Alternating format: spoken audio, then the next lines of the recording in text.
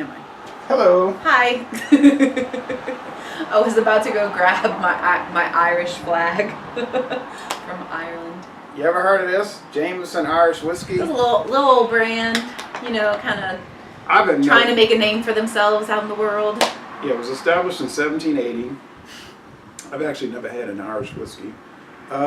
John Jameson and Sons Limited. It's 80 proof. Typical alcohol is 40% alcohol. It's a blend. It's triple distilled, so they distill it 3 times. Matured and bottled in Ireland. So this is matured. The gin was, what did they call it? Something else. Jack Daniels is mellowed. They don't like to say aged for some reason. I guess that word is like, people don't like to say aged. It's too used. And bottled in Ireland. The Bow Street Distillery, Dublin, Ireland. Okay. I could have went to the Jameson distillery when I was there. I did not. Didn't make it. You could have gone there? I could have. Didn't make it. I went to the Guinness brewery, which was really nice. And then y'all were drinking the Murphy's Irish Stout over there that y'all liked so much in Cork. I miss Ireland so much. I want to go back very, very badly. It's wonderful.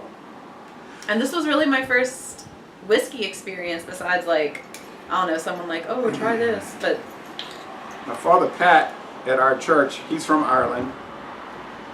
At the Knights of Columbus Hall, there's a bottle of this, and it has a marker for Father Pat only. And every time we have a meeting and a dinner, he'll drink one or more. But he'll just be drinking, oh yeah. And I say, you like that, Jameson? Oh, it's really good, you know. And I'm thinking, I really don't know, because I've never had it. well, now you'll know. It's blended, meaning they take, see, blended doesn't mean as much as people say. Jack Daniels is blended whiskey. Evan Williams is blended. All they do is they have like maybe 10,000 barrels in a barrel house, okay? They all taste different, right? So they'll take different barrels and they have like their template. This is what Jameson should taste like.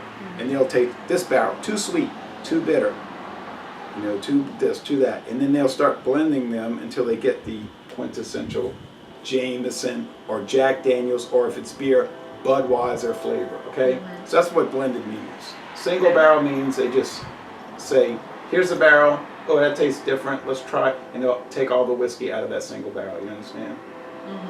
Okay. There's no such thing as a single barrel Budweiser, although they could make one. It just might be, you know, too strong or whatever. Wow, I poured you too much, huh? Yeah, you kind of. Let's even it out. She's already got an injured leg from falling. We don't want more falling. And I've got to drive. All right, but I'm going to walk to the game if I can get a $10 ticket. We'll follow that up. Fresno State versus Alabama. I mean, technically, if we need to, we could walk to that Mexican restaurant that's literally right there. Not that I'm the best walker right now, but it's probably a shorter distance than like the Target parking lot. I know one thing. I went to the gas station to clean my windshield, and like everybody, literally everybody walking in and out of the gas station or the Shell station, convenience stores wearing the correct color Alabama shirts with the A on it, you know, and flags on their vehicles, Roll Tide, and I was like, wow. I'm gonna have to get you a Bama shirt. Glad I'm not wearing a Louisiana State so you can represent. outfit. Oh, I know. Or Auburn, even worse. I'm probably gonna end up going to the LSU game in November. Whoa, that'll be crazy. I know. Well, Justin, you know, works with the band, and so we could probably get, you know, so I'll be like sitting with the band. Oh yeah, that'll be wow. In the craziness. And hopefully LSU will beat them, and y'all will all be crushed, and I'll be elated. Okay. Got a chance. It's probably true. I know. I don't even say that with any malice. It's just this glass has an aroma to it also. So some of the scent I'm getting off this glass. Yeah, it's like now like it could be in a cabinet and it starts to take on the wood and the paint in the cabinet. Oh, well, I haven't used these for a while, so. See, for me, this just smells like whiskey. Like, Jameson is my like default whiskey, so whenever I drink other whiskeys, I'm like, how's this? Is this better than Jameson? Is it worse than Jameson? It smells like light whiskey, okay? It's all light. Now, I'm used to these bourbons. These bourbons that I drink from Kentucky, they're all like, you know, and this one's like, they're like a pet. The bourbon's like a punch. That's just my perception of it, you know. Yeah. I just find that that's the Scotch. The Jameson will just gently caress you. Yeah, the Clan McGregor was the same thing. The Scotch. But the American bourbons and the American blended whiskeys, they've got a much stronger flavor. I mean, I feel like that's pretty on brand. That America, it would be like, oh, like a big punch in your face. And actually, that Ireland or Scotland would be like, hey guys. Yeah, and actually I find that the American blended whiskeys, which is usually only like 20% true whiskey and 80% like straight alcohol, they'll be like milder like this, which is peculiar. Yeah, it's just like standard whiskey aroma. Honestly, there's nothing in this that's like unique. But there's nothing bad. Yeah. Like I said, I think this is just my kind of standard flatline whiskey. Yeah. I drink it with a little lime, a little ginger ale maybe. Well, certain people want to fuss at me for mixing things, I notice. I don't see an age statement.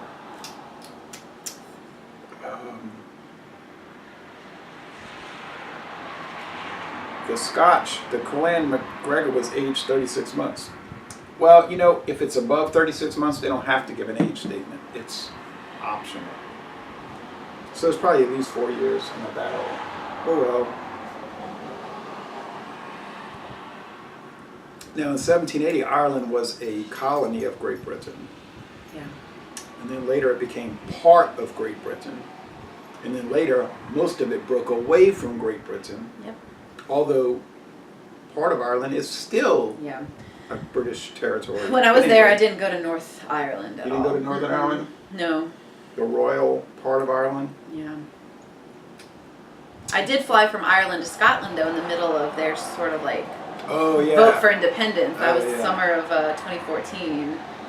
But Ireland, the main part of Ireland, did break all, and this is irrelevant to this hangout, except that Father Pat gets a little excited when I'm like, remember, Father, I'm neutral in this. I don't really care. But Ireland itself did cut all ties to the British Crown in 1949. So for over almost 70 years, they've been totally broken away from. There's a lot of contention. There's a lot of contention and, frankly, just hard feelings. People have a lot of hard feelings about it. I've noticed. I was there. I've noticed people getting like really excited. It's kind of like over here with the Confederate statues and all. You want to like put a damper on a party, bring that up. It's true. You want to get some evil eyes from people. I'm walking out. All right, you know, people will get crazy. All right, anyway. But you know, in Cork, the big open air market that they have, it's called the English Market. So, you know, you see those remnants around, or like. Oh yeah, remnants. Oh yeah. Or like a lot of like the food overlapping. Like they have lots of fish and chip shops in Ireland. You know, you get black pudding. I could tell so many stories, first-hand stories about, well, they'd be second-hand in my case, about experiences with British versus Irish, and the animosity and all that. This is very dry. It's dry. It's a little woody, like toothpick wood, which I've said many times. And that's not a disparagement when I use that term. It just is a term I use because it reminds me of using a toothpick to get stuff out your teeth. Yeah. And it's a snappy finish. I can see why Father Pat likes to drink this, and he'll mix it with water and some ice, and he'll eat his meal with it. Because it's very, like, standard. You know what I mean? Like, you can eat a meal with it, and you don't have to say, hey, what's wrong with this? What's off about it? It's just standard. You know, and people are going to take that the wrong way and say, what are you trying to say? You just don't like Ireland. You have some kind of embedded animosity towards Ireland. No. It's like a standard product. If it's beer, it's Budweiser or Miller High Life. If it's, and you remember you said Miller High Life, you didn't mind it because it can like fit into like so many different uses. Remember you said you had a friend that... I dislike High Life less than a lot of the other kind of standard American beers. And you won't find me drinking a Budweiser or a Bud Light, God forbid. Well, that's just so I do thin, like you know. Bud Light Platinum. I do like, but that's not really light. No, it's just a brand name. It's like a Bud Light Heavy. And I really only would drink that with like a pile of crawfish. You know, like there's certain things crawfish, you want spicy, a light beer for. Yeah. And it's not light. I mean, let's be honest. Bud Light Platinum is not light. I mean, I drink so many stouts It's a malt liquor. and stuff and dark beers that when I think of like, oh, I want kind of a lighter beer, I go for like a Blue Moon or something. To me, that's light. Okay. Sorta. Because it doesn't have that dark like heaviness. It's paler malt. A lot of stuff. And a lot of wheat. Have you ever tried I think it's a white stout? No, I never heard of that. Okay, we'll have to get you some over at Lisa Brew's. Very good. But talking about stouts, Guinness is the big stout company, and the company that owns Guinness, Diageo, also owns Jameson. Guinness is one of those beers that like got me into liking beer. Really.